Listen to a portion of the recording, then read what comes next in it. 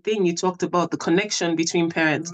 So you're in that space where you're hearing your seniors talking about the relationships they have with their children, and you're mortified thinking, God, please, I don't want that. Until you set that goal and say, this is what I want to achieve. And, the way we did it is now, okay, what are the actions that we need to take?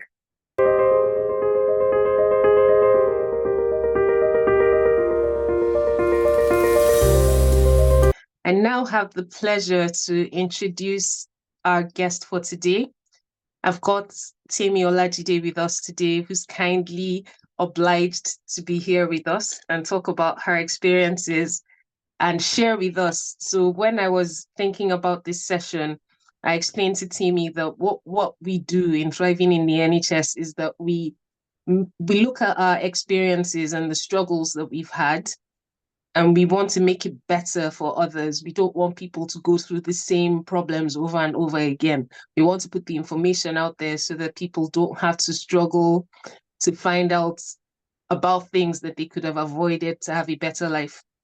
I also explained our unique challenges as international medical graduates with work, with childcare, and we had a talk about what would be the best way to have this discussion this morning.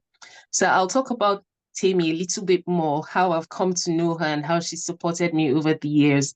So Temi is the founder of Mommy Clinic, and that's an organization that supports mothers in a unique way. And saying mothers, the idea tends to kind of be that dads are not involved. But actually, when you become a better mom, you become a better member of your family. So indirectly and directly, dads benefit from what she does. She also runs the Building Stronger Families coaching platform, where she supports parents to develop as their best selves and interacts with children in the best way. So thank you very much, Temi, for being here with us today and being such a strong support system to me over my lifetime as a parent. So far. Thank you so much. Thank you so much, Funke, for having me. It's a pleasure to be here, to be honest. And yes, it's been a long wait, and I'm grateful for giving me that opportunity to be part of your parenting journey, because I can't remember that very first, call and all that. But yeah, I'm grateful to be part of your journey and looking forward to be part of as many people that would want me to be part of their, parenting journey as well, because we know the challenges that comes with parenting now in a different, a place that we're not like familiar with as a parent, but our children are becoming so familiar with it. And we're thinking, okay, how do we like catch up? How do we get the best, from our jobs, and how do we get the best from the community that we found ourselves in? So yeah, thank you for having me. Thank you for being here. So my first question, one of the things that is almost universal to all international medical graduates when we relocate is, I'll call it, for want of a better term, an attack on our self-confidence. So you come in, you're in a new job, you're in a new system. Wherever you were before, you were very confident, you knew what you were doing, you passed your exams, you got your GMC license, but then you're thrust into this new job where there's a new system, and you're finding yourself having to understand nuanced conversations, having to understand new systems, new pathways, and the time it takes us to build that confidence, to know that we're still the same person that we were before we moved. In that time, a lot of things happen mentally. And as a parent, how do you separate that? So how do you make sure that whatever is happening to you at work, that stress, that identity crisis is not coming home and impacting how you are with your children? And that's whether, so for me, when I moved, I was a new parent, so I started my journey in the UK. For some of us, we've come with our children, so you're facing all of that sort of emotional rigmarole, trying to sort out your personal life, GP registrations, all those things. There's a lot going on with you as a person. How do you ensure that you're still present for your children as you navigate your personal challenges at the beginning? Okay, that's a good question, to be honest. And obviously, I'm not a medical doctor, but I also, moved at some point to the UK, and I know the challenges that comes with um, you know, working in the UK, because the way we work, obviously, back home is different from the way they work here. And many of us, we're like achievers back home as well. And you're coming into a new place, like you literally have to like start over, or even if you're not starting over, you're not starting from where you were coming from. So that challenges is there already. Now you're now a parent, you're responsible for a child, and that child is like, I don't care. The child does not know anything. The child has not asked you to move. The child has not said, be a new immigrant or whatever it is. And that's where we have to give ourselves like grace, to be honest. Because when it comes to your job, you don't have control, right? If it's however like your colleagues want to take it, it's a new place, you're just learning, getting to know people, you don't know so much. And that's where we need grace. But in terms of that grace, you have to also like offer grace to your children. Because I know with medical doctors, you guys, well done. It's a lot of work. And you've gone through a lot at work, seen a lot, and you're now coming to the children. Now, many times is your children that now, gets the brunt of your burnout from work. And one thing I always, tell my medical, clients, my medical mommy clients, or whether be dad. And yes, we work with dads as well. So it's not limited. Yes, we see mommy clinic, but now the dads are saying no, mommy clinic. We want you in our lives as well. So when we're able to understand that these children, this is I'm a professional, I'm a parent. When you step into your home, you should understand that it's not easy, obviously, to leave behind. We know we always say, when you're done with work, just put that bucket out of your door and get it. It's not easy. And that's why I always, I'm an advocate of, integration.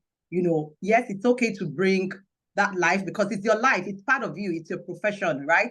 And you're also a parent, to also involve, let your children, but it depends now on the ages of your children. If you have young children, you might not necessarily, they might not understand that, this is my parents' reality or my life. But if you have older children, it's okay to let them know that these are the challenges that comes with parents. And for the young ones, it's okay to tell your child that, if you're, mom, mommy, daddy is tired right now. Can we talk about this later? Can we play later? But it's not like you get it at it at, no, stop disturbing me. Can't you say I'm tired? Or you start to yell, oh my God, what is this? So because we know that the job requires us to be burnt out many times, because we can't, even when I go to the hospital at times, even despite the fact that I'm not the one like the doctor, even walking down the old place is tiring. And I see these people move around. But you have to give yourself and your children grace to just take in that breath and say, I'm home now. These are my children. This is my family. They know nothing about what I've that I've been through during the day, but it's okay to tell them rather than yell or just be putting on angry face, which we also do to our spouses as well. So it's not even only the children that are, especially if your spouse is not also a medical professional, to actually say, babe, please, can you give me time rather than, so give that grace to be able to say, you know what, give me time. It's okay to say, give me time. It's okay to say, not now. Because by the time we start to yell and put up attitude and all that, then we're not going to get the best from our children. And we've seen it play out with many, medical practitioners as well, that yes, they're raising, very strong children, but that connection is not there because your life is busy and we cannot deceive ourselves, and it's going to be busy. It's just having that reality that, okay, I want to be present in a very good way. So you wouldn't be present all the time. So know that it's your life is different. But when I'm present, I want to be present, creating, living a lasting memories in the life, in my children. So that my children are even happy that mommy or daddy is back, because some children are like, stay in that hospital or something like that. That this one has come again, the dads are even a little bit, but we still see play out even in, the dads that are medical doctors. They're very strong, high standards and all that. But you see that play out in the relationship many of them do have with their children if you're not intentional. So give that grace to actually say, you know what, I'm tired at this time. Can we come back to this? Oh, okay, give me some time, rather than react, right? Take time to respond, which I think is something you have control over as a person, because I think that's the easiest thing to do. Even when I'm tired, I also get really tired, from work. And I tell my children, even when they were young, that, mommy is tired, can you give me time?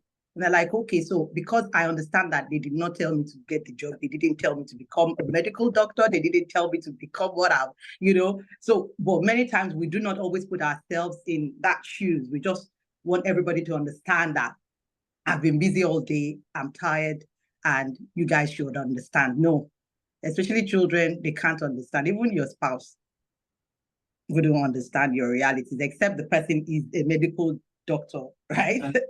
Yeah. No, thank you. That's very helpful. I think for me, what I really got out of that is being conscious about what you're going through. Because a lot of the time we don't put word, even we don't understand what we're going through. We're just under that pressure. So being conscious about the fact that I'm going through a lot and giving yourself that grace, and then communicating that pressure to those around you, so that you can be given the time as well to just let it off, and then be present. Thank you. That's really helpful. I'm still learning. One of the things, so I had the privilege of being a part of the early cohorts of building stronger families, and that was coaching where we had sessions with you, weekly periods, and then. But one of the things that stood out for me during that period was you got us to fill out a worksheet, and we had goals. So we had to talk about our children, identify their gifts, identify their challenges, things that we wanted to improve about them. And then importantly, we set goals to achieve with each child, and then goals for us as a family. How, from your perspective, how important do you think that was? I know how important it was for me, but how do you think that sets a parenting journey apart, when you have those goals and you have clarity on what you're trying to do with each of your children? Absolutely. Very good question. You know, as professionals, right? We all have aspirations, goals. You have exams. You set it, oh, by this time I want to do this exam. By this time I want to be at the next level. Because success does not just happen. And it's the same thing with parents. Now, I'm always, I don't know, I feel in a certain way when people get, let's say, they go for trainings, they buy books, they get coaches when it comes to their career or their personal lives. But when it comes to parenting, we always want to leave it to chance. But there's nothing good. And many times we always think we attribute success to money, especially as Nigerians, right? Or Africans. Like, oh, when I have this, when I'm accomplished, I've got money to settle all my bills and do this, I'm successful. But that's not the measure of success in reality, because you can have all the money. There are times I've got money and I still feel in a certain way that, oh my God, why is life like this? So not talk of, now you have children that, just when children stress you, they can stress you. So if you're not deliberate to say, I want to get the best from my life as a parent and also for my children, right? Your life is going to be stressed. Now adding that stress to work stress, to life stress, despite the fact that, the money is there. So money is not the measure of success. I just said, let me put it out there because many people would think, oh, I need to take a coach or this, that, because of money, or, oh, my parents did not take a coach, I'm successful. But many of us have like bad, terrible baggages from childhood, from family, from our past, and we still have the money, but the baggages are there, which we're struggling with, even, as a parent with our children. So if you know, oh, you do not want your children to now start to look for like therapists and coaches, as we're all looking for now, why not be your own child, psychologist and coach, and ensure that you're able to impact, your child's life in a positive way as a parent, because everything starts from the home, right? And that's why it's very important to see. I see my parenting as like is a job. The way I'm doing, I'm a strategy consultant, I see it that way. And when you see that, okay, in terms of setting goals, you're setting goals for your career, you're setting goals for this, why wouldn't you set goals for your children? Because many people leave, parenting to chance. Okay, one day I'll do this for my child. One day my child will do this one day. But when you set goals, that is the power of setting goals, because all you need now is to take action that I know where I'm going. So when it comes to my child, I know that this child, especially, but let's give a practical example. Okay, your child is lacking. Let's say they've said, oh, your child cannot read properly, or your child is behaving in a certain way in class, and you just be like, oh my God, how do I do this? How do I do this?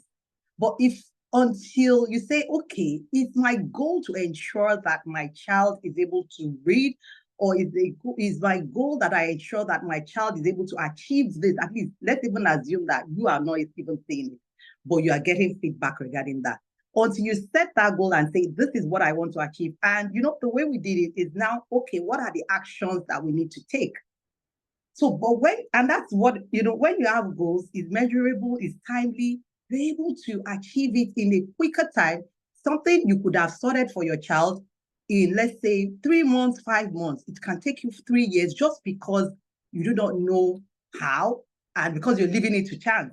But when you put it down and you say, this is my goal, the same way you set your goals to, pass your exams, your certifications, you're taking actions. I need to register. I need to do this. That's why you achieved and you passed at the end of the day, and you need to study. But with children, you just be thinking maybe God would, bring one miracle or send somebody to you. No. And it's like really helpful to say, this is my goal as a parent. And it's not only parenting in terms of even your children. For you as a parent, how do I want to become a better parent? What do I need to do? My children are giving me feedback, right? How do I improve, rather than me saying, if I'm doing that, that type of a thing. But it's feedback. So when you set a goal to say, this year, this is what I want to become, I want to be a better parent, I want to yell less, I want to do this less. It's a goal, and you're like, okay, who can help me achieve that goal? How can I achieve that goal? That is why goal setting is very essential in parenting as well, because first, it makes you achieve so much in a very short time. Second of all, it makes you, get the best from your children in that short time as well. Then, finally, or with so many reasons, you're also able to tell yourself that, gosh, I've achieved this. I'm an achiever. It's not only in your career. I'm also an achiever as a parent, because many times like I said, we don't give ourselves grace. Yes, you might be shouting, but if you've improved in your shouting, you tell yourself, at least I'm better from where I was. But many times you'll be telling yourself, oh, I'm such a terrible parent, guilt. Oh, I'm not there for my children. I'm not. But if you set goals and you're taking actions to say, okay, at least I know this year, this month, I'll be waiting, like say 1 day a month to improve this, then you're happy that at least I'm making progress. But if you don't set goals, you don't know when you're making progress or not. And you keep getting, back down and telling yourself, oh, I'm not better, I'm not improved. And we know the energy that comes with that. It still wouldn't, be better, in as much as you're better, but you're not seeing it that way. Thank you. That's super helpful. And it's very key because as doctors, if we are in training, you have to do an annual appraisal where you're sort of reviewed by your consultants or supervisors, and they see Mm, whether you're making progress or not. And if you're mm, not in training, you get the same thing. You have to have a personal development plan. So we're quite familiar exactly. with doing this professionally, but it's now applying it to our lives as parents. So it's a Exactly. perfect analogy. Thank you for that. You've talked about this at the beginning when you answered the first question, and you touched up on it on the last question as well, and it was quality time, Mm, and that's something that's very important. So I'm a surgical trainee, and as a woman and a mom, that's something that people hear and they're like, how? Like, because, and again, the thing you talked about, the connection between parents. mm, So you're in that space where you're hearing your seniors talking about the relationships they have with their children, and you're mortified thinking, God, please, I don't want that.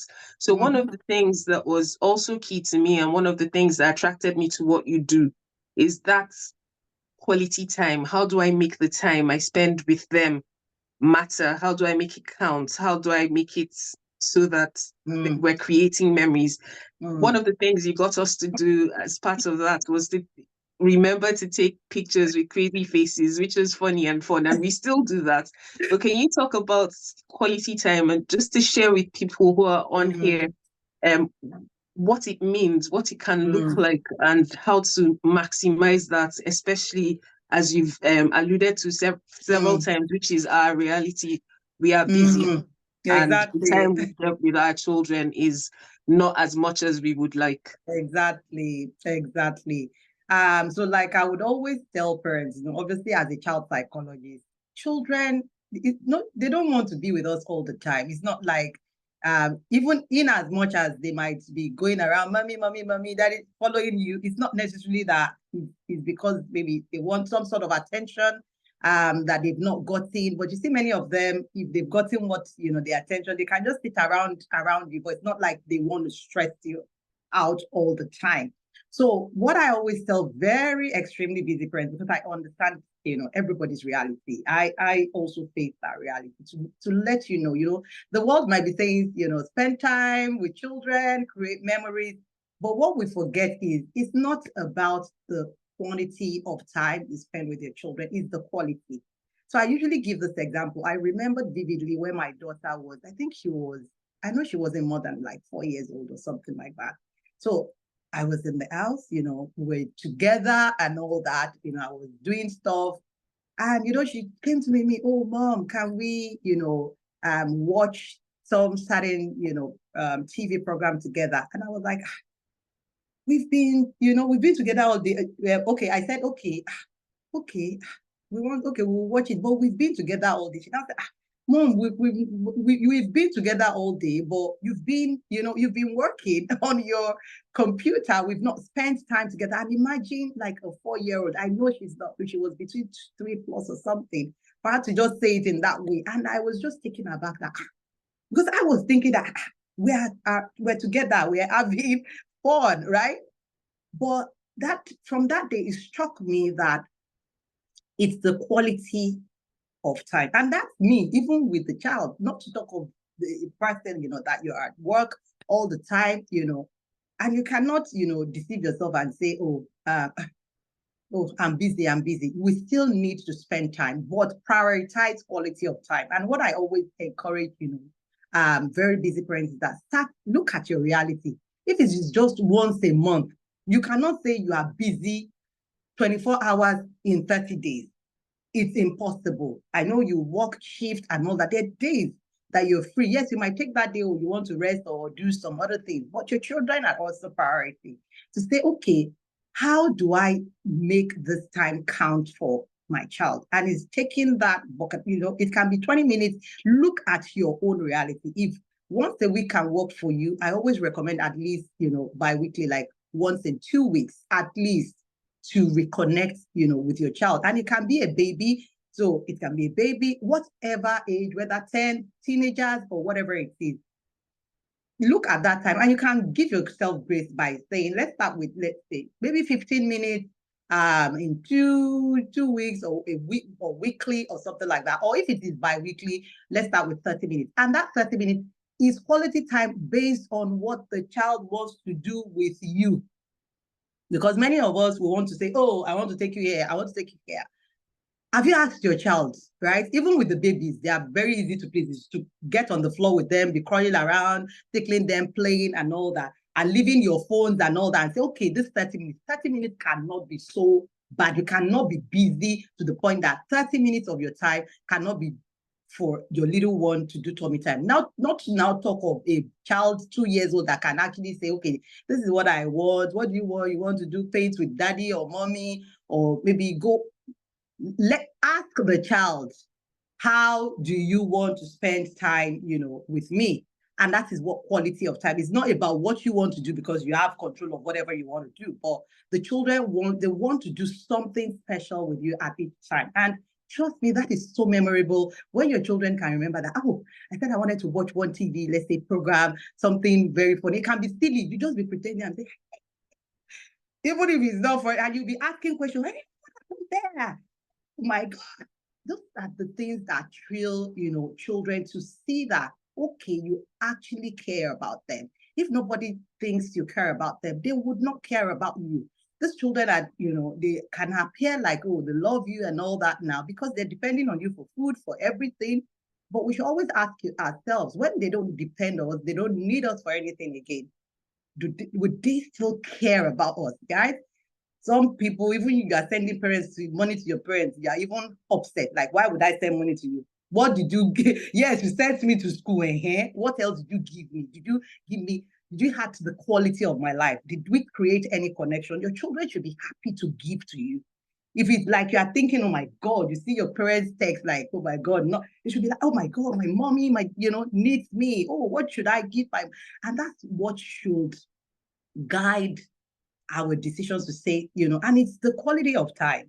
It's nothing. Children, that's all they need from you to say, okay, so ask them, how do you want us to spend time? So when my kids were younger, we would couch it like mommy and me time. We just found so that even when they're asking for, like, oh, you've not spent time with me, mommy and me time is on Saturday. And they're like, oh my God, they look forward to it. So just create, and if it's for young children, it's even easier for you. Just do what they like. We all know what babies like to do, but for children that can actually start to talk, ask them and create that time. Leave that block of time. You cannot be busy 24 hours, 30 days in a month, and you will see how that will transform your life. I have teenage children now. We did not start now. We started since when they were babies, right? And all these mommy and me time now, we're not doing it like that again, because every time is mommy and me time now. But we built it, and it's not something you will do for life. It will just become part of your reality because you are very intentional about putting effort into it. So there's nothing that comes easy. You just have to put some level of effort, and it's always fun, to be honest. Yeah. I really like that. Nothing comes easy, because in our professions, nothing comes easy. So we expect it to come easy when it comes to being a parent as well. You just have to put in the effort. So there's something that is unique to us as international medical graduates, regardless of your country of origin. And you see that in TikTok videos, Instagram videos.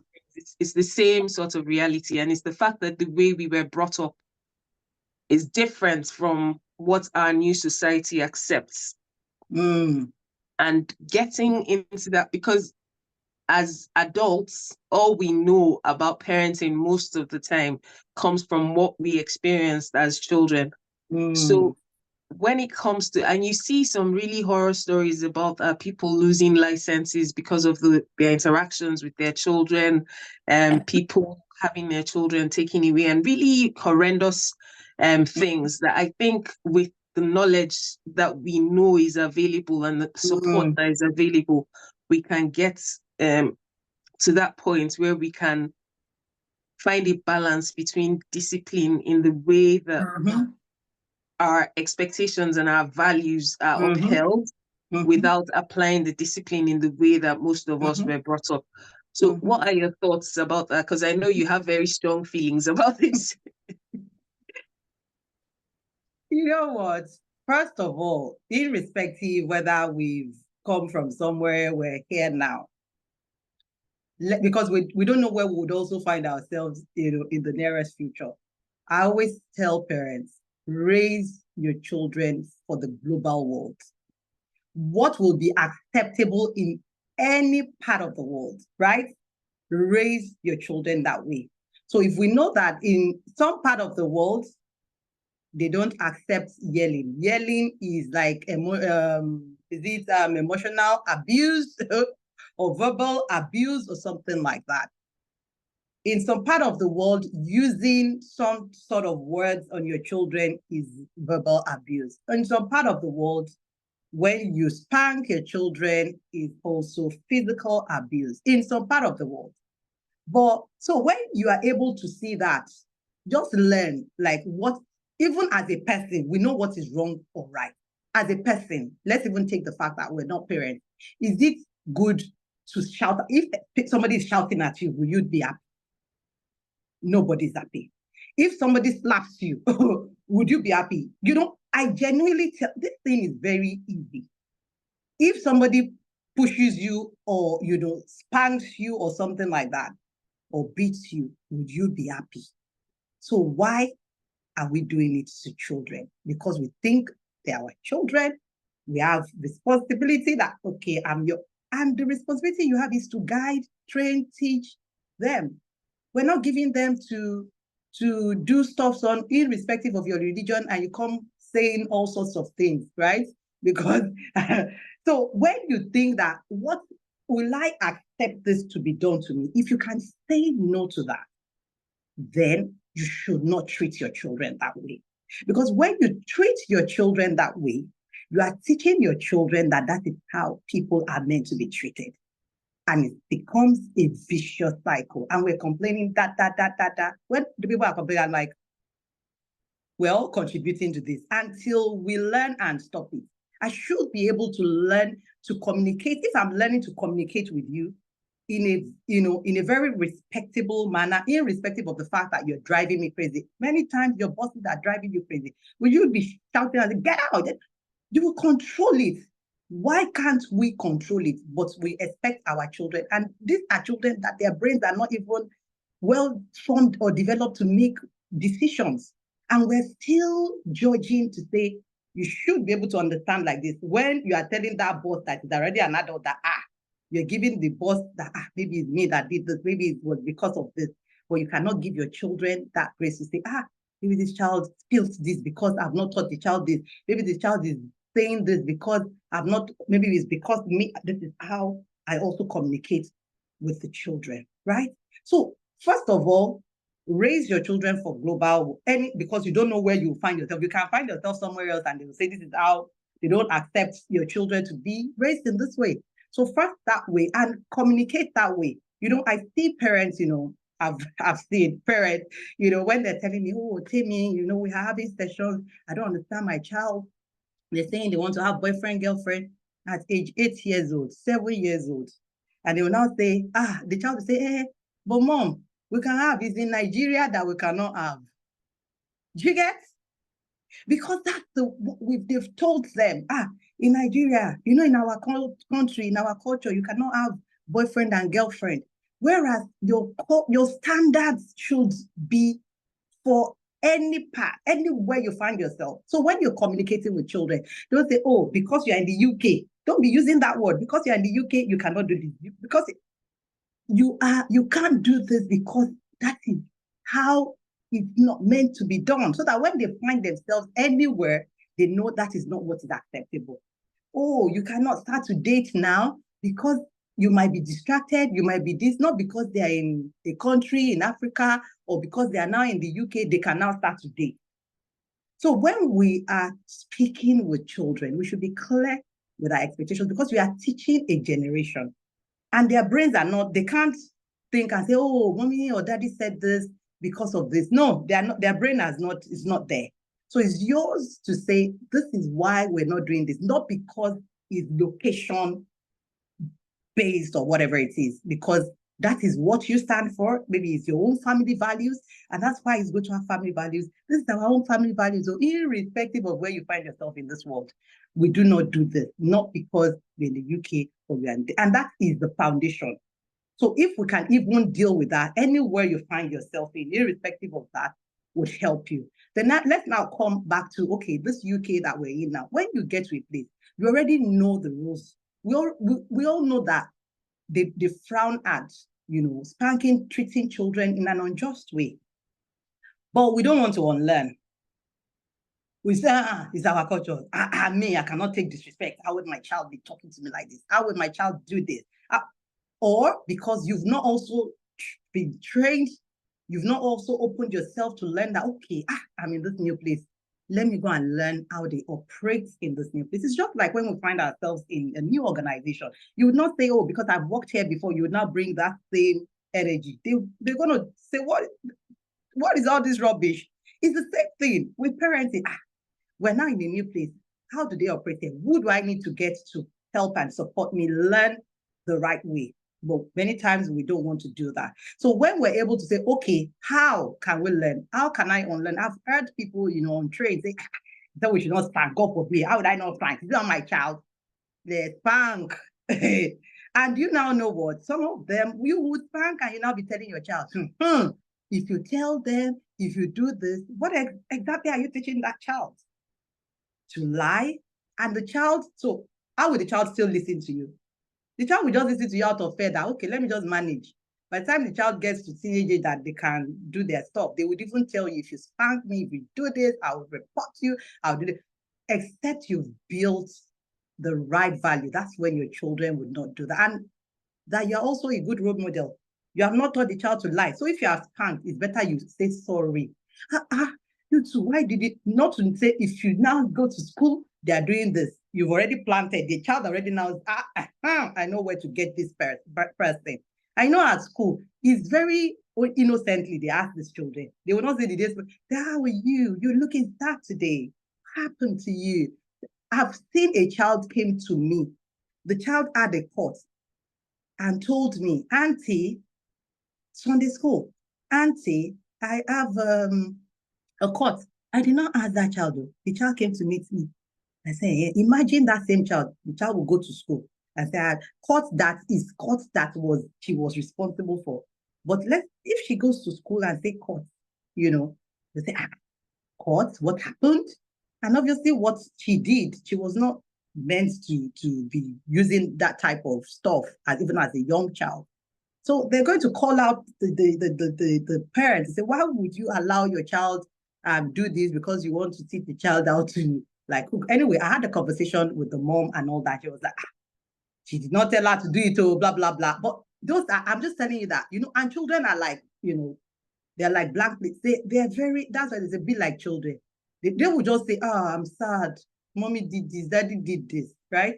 So the most important is, the right thing to do. If you cannot control yourself, that's why some of us are here to help you, keep you accountable, to say, this is how we can learn and unlearn to, play by the rules of where you are at that moment. Because I know it's not easy not to want to yell or spank, because that's how you've been wired, right?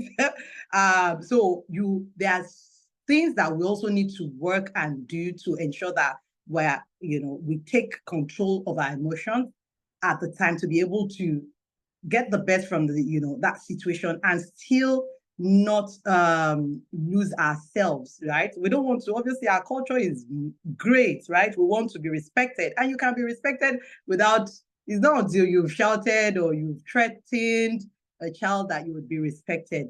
So just keep learning, keep on learning, understand, the nuances of where you found yourself in, and don't be like, that is how they raised me. No, go and unlearn. That was what was working in those days. I tell people, the strategy our parents used, it worked for us, right? Irrespective of how we turned, whether good, it worked for us. But that strategy cannot work now. That's why that's what is called generation. With every generation, they change a strategy. When you get to it, you are changing work, moving from one place, you change your strategy so that you can achieve the best in that place. So you have to change and be able to say, okay, you know what? This is what I need to do. So I can go on, different examples. Some parents, they will leave their children, with few moms. Like a mom I had a session with, she came out, oh, my son, and this son, 6 years old, young child, Oh, he cannot listen to instruction. He cannot do this. They will leave him in the car. He would open the car. And I'm thinking, is this not 6 years old we're talking about? How would you leave your child in the car and you are not putting car lock? Even for children till even 13, you would use child lock because children are very spontaneous. They can see a fly and just open the door. I just want to, and as a parent, you are now thinking, they too in the UK, Canada, that, oh, we would leave our children and we're just outside. The child will just walk out. I'm like, why would you, have you trained your children that when they don't see you, because back home, there's always one person or the other, or there's a gate. So even if your child walks out, they will meet a gate. There's no gate here. So the child is just walking, oh my God, where is my mommy? Where should they not look for you? So they're all like rules, but I don't, maybe high expectations, or to be honest, I think because when I bring it to their reality, they're like, oh my God, we just did not know, right? We just did not know. So just if you do not know, get help. Get help. Let people that know, let them tell you what you need to put in place. And when we have an issue, let's pick out. It helps. But many times we're struggling. We're like, oh my God, maybe I'm the only one going through it. No, you're not the only one. Oh, it will pass. It will pass, but at the expense of something else, right? So, but when you set those foundations, make it clear, especially in this part of the world, you have to be intentional to raise absolutely brilliant, fantastic children. And when I say brilliant, it's not about book. Like children with standards, with respect, with kindness and all that. You have to be deliberate. You cannot leave it to chance. So if you don't walk by the rules, the land, they will come for you, right? They will come for you. They've come for them, the children will walk out of the house.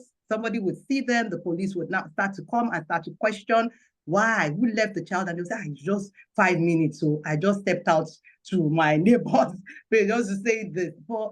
And there are ways we communicate with children so that they understand that, oh, if we leave this place, this is what you should do. This is the next step. This is the next step. And say it in the language they understand, right? And, so if we're able to do that, trust me, there wouldn't be any issue with anybody. But we have failed to want to learn or just to say, we'll be fine. You will not be fine. Trust me. We've seen it play out. Thank you so much. There was so much depth in your answers that I need to just take some time before we move on to the next step to highlight some of the things. So one of the things you said that was really deep is when we're raising our children, we're raising a generation.